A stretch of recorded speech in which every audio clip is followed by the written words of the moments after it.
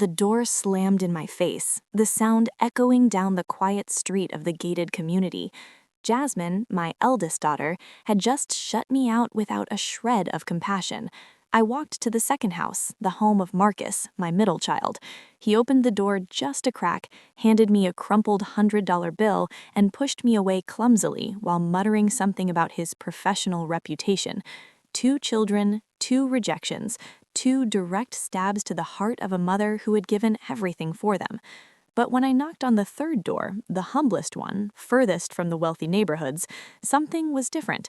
Darius opened it, my youngest son, the teacher with the modest salary that the whole family looked down on, and by his side was Keisha, the daughter-in-law everyone rejected because she did not come from money or a prominent family. They did not hesitate. They pulled me in from the cold as if it were the only right thing to do in this world. That night, sitting on their old, worn-out sofa, I heard them whispering in the kitchen about selling their wedding rings so they could buy me food. They did not know I could hear them. They did not know who I really was. And when my attorney, Mr. Caldwell, appeared the next morning with the security team at that tiny house, when the truth came to light in front of everyone, the faces of Jasmine and Marcus no longer showed contempt. They showed terror because they had just lost everything. Let me take you back to the beginning, to the exact moment I decided to conduct this test, to the night I realized I had created monsters with my own money. It all started 3 weeks earlier, in my office on the 23rd floor. I am Josephine Van. For 35 years, I built a textile empire that supplies the biggest clothing chains across the country. When my husband died 12 years ago, everyone thought the company would collapse. The partners bet on my failure. The competitors sharpened their knives, waiting to fight over the scraps. But I did not break. I worked 18 hours a day. I learned every aspect of the business my husband had managed. I negotiated with banks, with international suppliers, with difficult clients who did not respect a black woman in this industry. I swallowed humiliations that would have destroyed anyone else, and I not only kept the company afloat, I multiplied it by 5. And do you know who I did all that for? For my 3 children, to give them the life I never had, so they would never feel the bite of hunger like I did as a little girl, so they would have opportunities. Education opens doors everywhere. Jasmine studied in Europe. I paid for a master's degree that cost over $100,000. Marcus went to medical school at an elite private university. I invested $200,000 in his training. Darius, my youngest, was the only one who chose a state university. He wanted to be a teacher. The other 2 made fun of him for years because of that decision. I gave them everything: houses, cars, trips, connections. Every time they called, I opened the checkbook. Every time they had a problem, I solved it with money. I became a walking ATM for my own children. But that night in January, sitting in my empty office, looking at the financial statements of the allowances I had given them over all these years, something broke inside me. I had just received 3 calls, all on the same day. Jasmine wanted $100,000 to remodel her kitchen. Marcus needed $70,000 to invest in a business with a friend. And Darius, my Darius, only called to ask me how my health was. That difference hit me like a hammer.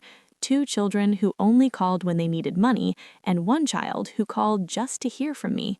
It was in that instant that I made the decision. I would run one last check.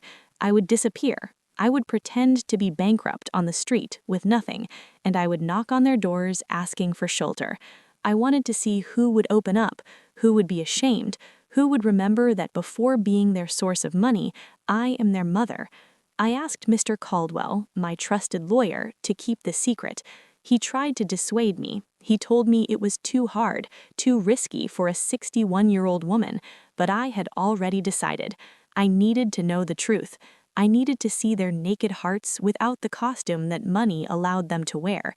I put my jewelry in the safe. I put on old clothes I found at a thrift store, a worn gray coat that smelled of mothballs, stained pants, shoes with peeling soles. I dirtied my hands with soil. I stopped washing my hair for 3 days. I tied my few belongings in a torn plastic bag. I looked in the mirror and did not recognize the woman looking back at me. I looked like a homeless person. I looked invisible. I looked exactly how I needed to look for this test to work. The plan was simple but brutal. I would walk to their houses, knock on their doors. I would tell them I had lost everything, that I needed a place to sleep, just that, nothing more. And I would observe. I would observe their reactions, their words, their gestures. The truth always rises to the surface when people don't have time to rehearse their lies. Mr. Caldwell got me a burner phone. He told me to call him if something went wrong, that there would always be a car waiting 2 blocks away, that the security team would be watching from afar. But I was not going to call. This had to be real. It had to hurt. It had to be authentic, because only in true pain is the true character of people revealed.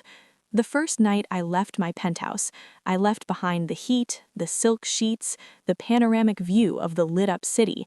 I went down 23 floors and walked out onto the street. The cold February air welcomed me like a slap in the face. There was no turning back. I walked for hours, my feet filled with blisters. The plastic bag broke, and I had to carry my things in my arms. People dodged me on the sidewalks. Some looked at me with pity, others with contempt. Most simply ignored me, as if I were part of the urban furniture. I spent the night at the bus station. The smell of urine and desperation stuck to my clothes. A woman shared a piece of hard bread with me. She told me she had been on the street for 5 years, that her children had forgotten her. While she spoke, I thought, is this going to be me in a few years if I don't do something now? By the 3rd day, I was ready. Dirty, hungry, soaked to the bone, but ready. I knew exactly what I was going to do. First, I would go to Jasmine's house, then Marcus's, and finally the small house of Darius and Keisha. I did not know what I would find, but I was about to discover it. Jasmine's mansion shone like an obscene jewel in the middle of the most exclusive neighborhood in the city. Hidden hills, manicured gardens, a stone fountain at the entrance. I recognized every detail because I paid the down payment on that property, $200,000 that I took from my personal savings when she got married 7 years ago. I stopped in front of the electronic gate. My legs were trembling, not just from having slept on park benches for 3 days, but from what I was about to do. I pressed the intercom button. I heard the buzz, then silence. I pressed again. Jasmine's voice came out metallic through the speaker. She didn't even bother to ask who it was. She said in a bored tone that she wasn't buying anything. I told her it was me, her mother. There was a long pause, too long. Then I heard the click of the gate opening just a few inches. I pushed the gate and walked up the stone path I had helped design myself. Every step was a painful irony. The front door opened before I arrived. Jasmine appeared in the frame, but she didn't come out. She stayed there, blocking the entrance with her body, as if I were an annoying door-to-door salesman. She was wearing a salmon-colored designer tracksuit that probably cost more than what many people earn in a month. Her hair was perfectly done, her nails freshly manicured. Everything about her screamed money, comfort, superficiality. She looked me up and down with an expression I will never forget. It wasn't concern, it was disgust. "Mama," she said, dragging out the word as if it burned her tongue, "what are you doing here?" She didn't ask it, she stated it, as if my presence were a nuisance that needed an immediate explanation. I told her the truth I had prepared, that I had lost everything, that the company had gone bankrupt, that creditors had taken the house, that I had been on the street for 3 days, that I just needed a place to sleep while I figured out how to solve my situation. My own daughter listened to me without moving a single muscle on her face. When I finished speaking, she looked over my shoulder toward the neighboring houses. She was more worried about who might see me standing in her driveway than about what I had just told her. That gesture went through me like a rusty knife. "Mama," she said, lowering her voice, "this isn't a good time. Robert has an important dinner with partners tonight. I can't deal with this kind of situation right now." Situation? She called me a situation as if I were a plumbing problem or a leak in the roof. I begged her, and I hate to admit it, but I did it because I needed to see how cold her farming went. I told her it would only be one night, that I would sleep anywhere, in the maid's room, in the garage, wherever. I just needed a roof. Jasmine shook her head. Her diamond earrings sparkled with the movement. Those earrings I gave her for her last birthday, $5,000 in precious stones hanging from the ears of a daughter who had no room for her mother in a 6-bedroom house. You can't stay here, she said firmly. This would affect our image at the club. The neighbors talk. You know how this is. Besides, if you're really in financial trouble, the last thing you need is to be surrounded by people who are going to judge you. It's for your own good, Mama, for your own good. She wrapped her rejection in a layer of false, inverted maternal concern, as if she were doing me a favor by slamming the door in my face. I tried to take a step forward. She took one back and closed the door until just a crack remained. There are shelters, she said, charity organizations. I'm sure you'll find something. And when you sort out your situation, when things get better, we'll talk. But I can't help you right now. I'm sorry. She didn't feel it. That was the most horrible part. A moment. Then Darius spoke again. Sorry for not being able to give you more. Sorry you have to live like this. You deserve a big house, nice things, an easier life. Kesha's answer destroyed me. Darius, I have exactly what I want. I have you. We have health, we have work, we have a roof, and now we can help someone who needs us. That's not little, that's everything. Those 3 sentences contained more wisdom than all the university degrees I had paid for. This woman, with her simple clothes and modest house, understood something my rich children had forgotten or never learned. That true wealth is not measured in money, but in the capacity to give when you have nothing. I returned to bed. This time I cried hard, stifling the sound in the pillow so they wouldn't hear me. I cried for the years I spent building an empire for children who valued nothing but money. I cried for having judged Kesha so wrongly. I cried for having been on the verge of losing the opportunity to know the true heart of my youngest son. But I also cried with relief because in the middle of this painful test, I had found something I thought lost forever, the proof that genuine love still existed, that kindness hadn't died, that not all my children had turned into selfish monsters. The next morning, I woke up to the smell of cheap coffee and toast. I got up and found Kesha in the kitchen making breakfast. She was wearing the same sweater as the day before. It was probably the only one she had for the winter. Her hair was in the same simple ponytail, no pretensions, no masks. "Good morning," she said, smiling when she saw me. "I hope you slept well. There's coffee if you want." She poured me a cup of the cheapest coffee that surely existed on the market, and it tasted like glory. We sat together at the little table. Darius had already gone to school. He had to arrive early to prep his classroom. Kesha looked at me over her cup. There was something in her eyes, a quiet determination. "Josephine, I want you to know that as long as you need to be here, this is your home. It doesn't matter how long it is, a month, a year, whatever. We are not going to kick you out." Her words were so different from Jasmine and Marcus's that they almost didn't seem to be from the same language. "I appreciate it," I managed to say, "but I can't keep your bedroom indefinitely." "You aren't taking it," she replied. "We are sharing it. That's how it works when someone is in trouble. We share what we have." She looked me directly in the eyes. "I know I was never enough for you," she said with a brutal honesty that went through me. "I know you wanted more for Darius. A wife with money, with connections, with college degrees. I'm just a woman who cleans offices and tends flowers." "Kesha," I started to say, but she raised her hand. "It's okay," she continued. "I understand, but I want you to know something. I love your son more than I have loved anything in my life, and even if we never have much money, even if we never live in a mansion, I am going to make sure that he knows every day that he is loved, valued, and respected, and now you too." Her words broke me completely. The entire facade I had maintained during those days came down like a rotten building.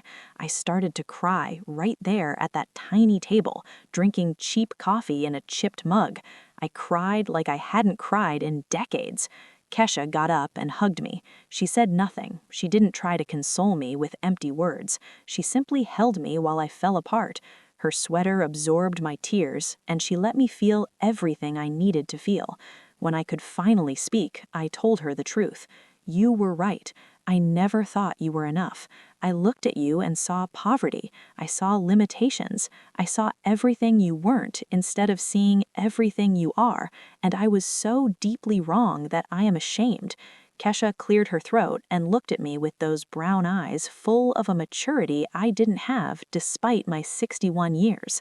"People make mistakes," she said simply. "What matters is what we do after we realize it." She took my hands in hers.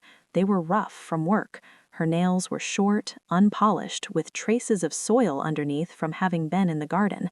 Hard-working hands, honest hands, hands that were worth more than all of Jasmine's perfect manicures. "I want you to know something," I continued. "When all this is over, when I solve my situation, I am going to make it up to you for everything. I promise you." She shook her head gently. "I don't want compensation, Josephine. We aren't keeping score. We are being family." That word again, family. Jasmine and Marcus had used it as an excuse to justify everything I gave them. "Your family," they said, when they needed money. "You're our mother," they argued when they wanted something. But when I needed them, that same word disappeared from their vocabulary. Kesha used that word in a different way. For her, family meant responsibility. It meant sacrifice. It meant opening doors instead of closing them. "I'll spend the day helping around the house," I insisted. Kesha worked cleaning in the afternoons, and before leaving, she left me a list of simple things I could do: fold clothes, wash dishes, sweep, tasks I hadn't done in years because I always had maids. There was something deeply humbling and at the same time liberating to scrub that small kitchen. My hands, accustomed to signing checks and million-dollar contracts, now scrubbed old pots with a worn sponge, and with every movement, I felt I was cleaning something more than dirty dishes. I was cleaning years of arrogance. When Darius returned from school in the afternoon, he found me preparing dinner. I had used the few ingredients they had in the pantry to make something simple: rice with vegetables, nothing elaborate, but made with my own hands. "Mama," he said, surprised, "you didn't have to do this." "I wanted to," I replied. "It's the least I can do." The three of us ate together. We talked about daily things. Darius told us about a student who had had a big breakthrough that day, a boy with dyslexia who had finally read a full paragraph without help. The way Darius talked about that achievement with his eyes shining with pride made me understand something. My other children measured success in money and status. Darius measured it in lives touched, in small daily miracles, in real differences made in the world. Jasmine probably didn't even know the names of the people who worked for her.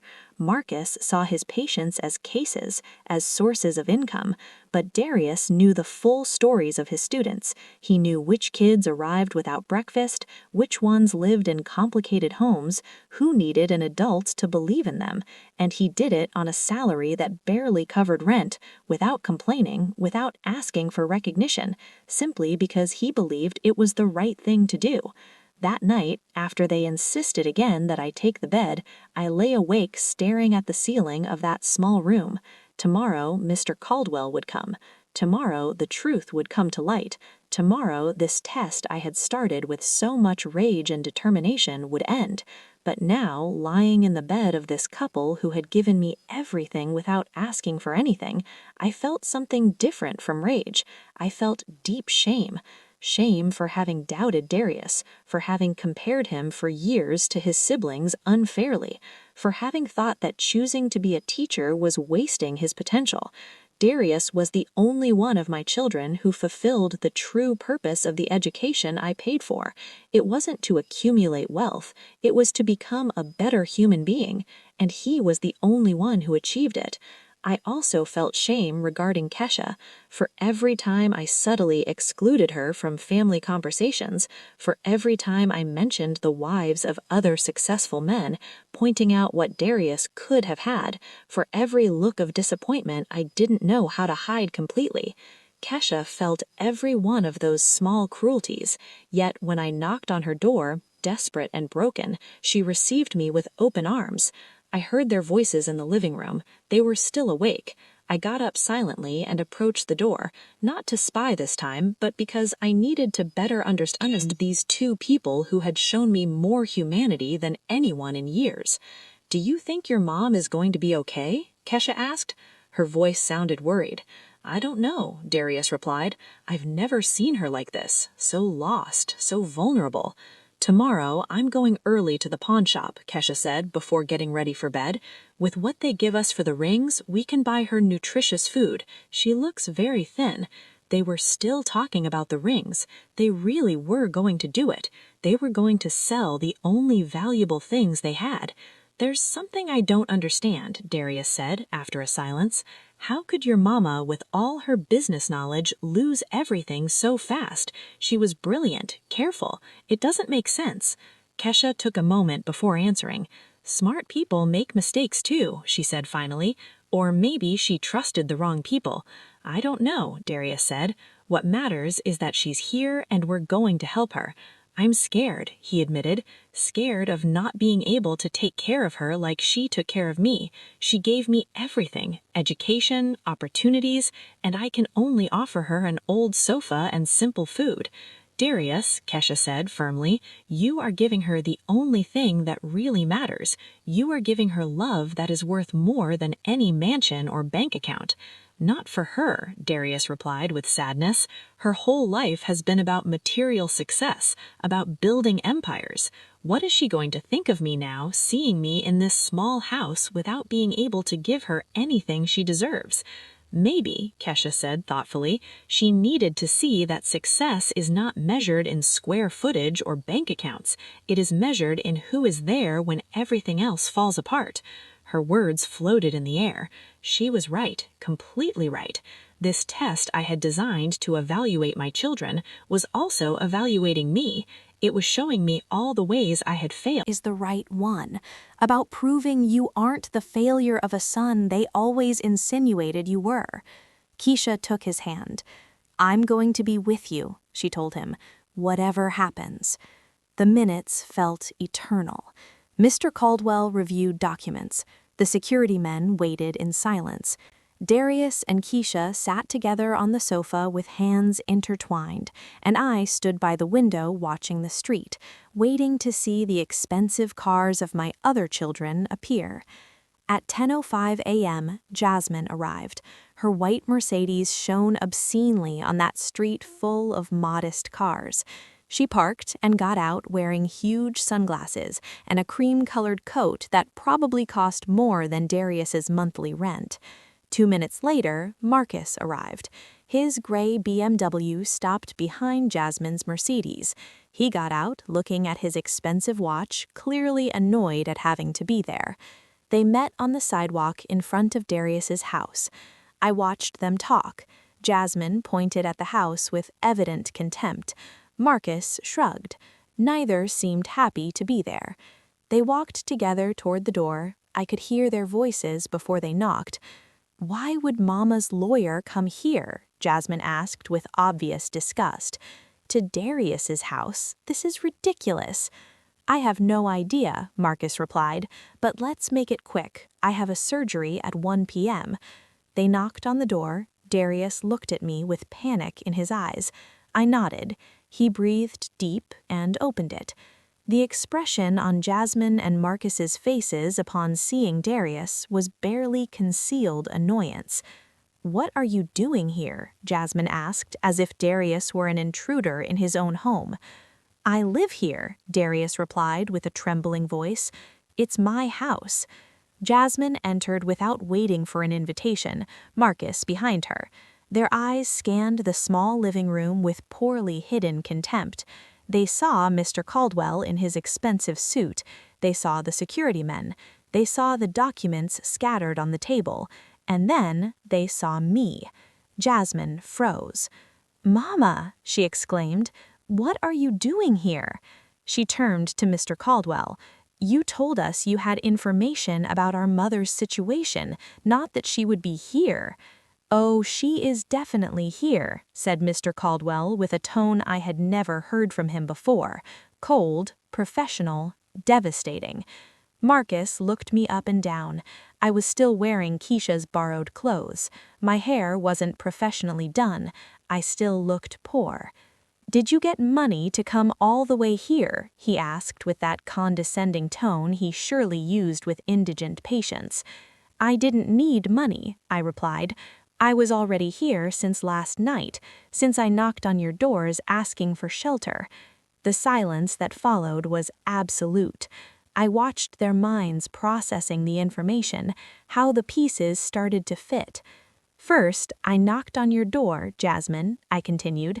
"I told you I had lost everything, that I needed a place to sleep, and you slammed the door in my face because you were afraid of what the neighbors at the club would say." Jasmine went pale. "I didn't know it was really you," she started to say. "You looked like a homeless person. I thought it was some kind of scam." "It was me," I said firmly, "your dirty and desperate mother, and you didn't care." I turned toward Marcus. "And you gave me $100 as if I were an annoying beggar. You said I affected your reputation, that I was a distraction." Marcus opened his mouth, but no sound came out. His face went from arrogant to horrified. "But Darius and Keisha," I pointed to the couple sitting on the sofa, "opened their door immediately. They gave me their bed, their food, their warmth without asking questions, without worrying about appearances. They were willing to sell their wedding rings to help me."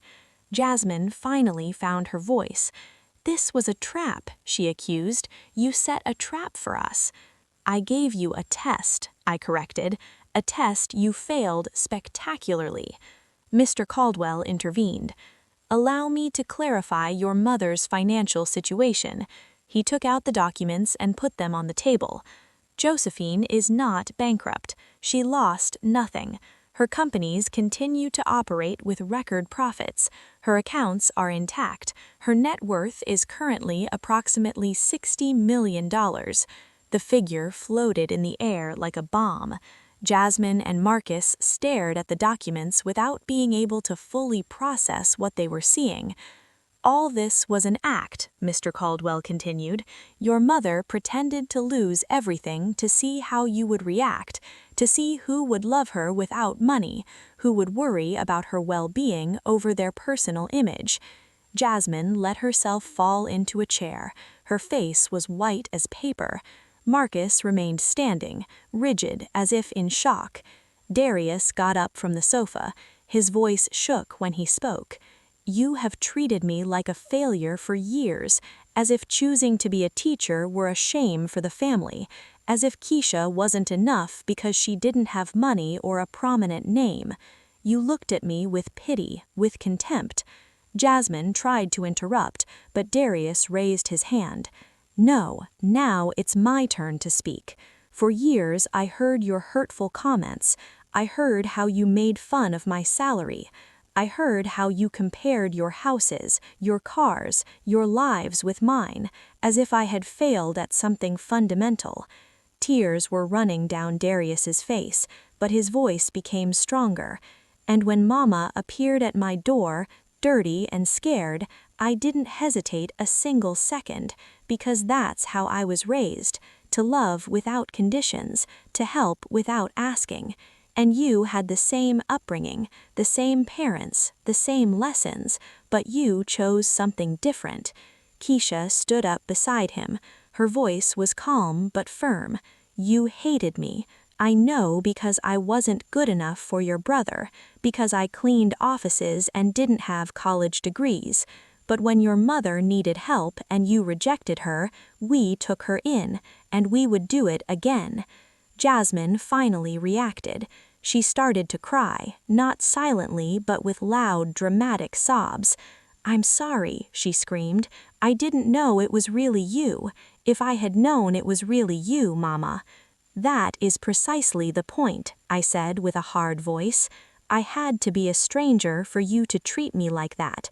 But I was still your mother, and if I had really been a homeless woman, I still deserved more compassion than you showed." Marcus finally found his voice. "This isn't fair," he said. "You put us in an impossible situation. You tricked us." I put you in a situation of choice, I corrected, a choice Darius passed without thinking. You failed not because you didn't know it was me, you failed because your values are rotten to the core. Mr. Caldwell cleared his throat. Josephine had asked me to bring documents to modify her will and disinherit Jasmine and Marcus completely, leaving everything to Darius and Keisha. Jasmine stopped crying instantly, her eyes opened with horror. "You can't do that," she said. "Yes, I can," I replied, "and I had every intention of doing it." "Had?" Marcus asked, clinging to the past tense. "Darius and Keisha convinced me not to make that decision today," I explained. "They told me to give you a chance, that forgiveness is a path, not an event." "Thank you," Jasmine whispered, looking at Darius. "Thank you." "Don't thank me," Darius said coldly. "I would have let Mama disinherit you. It was Keisha who asked for mercy, the woman you despised." Jasmine turned to Keisha. "I'm sorry," she said. "I regret treating you badly. I'm sorry for everything." Keisha looked at her for a long moment. "I don't believe you yet," she finally said. "You are afraid of losing your inheritance, but when that fear passes, when you return to your mansion and your comfortable life, you will despise me again because you haven't changed, you're just scared." Keisha's words were like precision knives. Jasmine opened her mouth to protest, but stopped because she knew it was true. I turned to my 3 children. "This is what is going to happen," I said.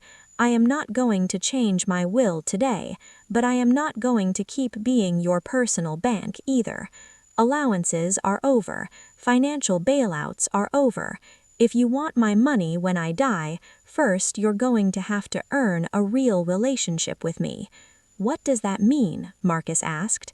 "It means family therapy," Mr. Caldwell replied. "It means real work on your relationships. It means demonstrating for years, not days or weeks, that you have truly changed. And if you don't do it, the will gets rewritten, and everything goes to Darius and Keisha." Jasmine and Marcus looked at each other. I could see the calculations forming in their minds. They were evaluating if the effort was worth it, if faking a change for years was an investment with enough return. And that broke my heart again, because even now, even after everything, they were still thinking in transactional terms. "Is there anything else I need to say?" I continued. "And this is the most important thing. Darius, Keisha, come closer, please." They stood up and walked toward me. I took their hands in mine. "You two should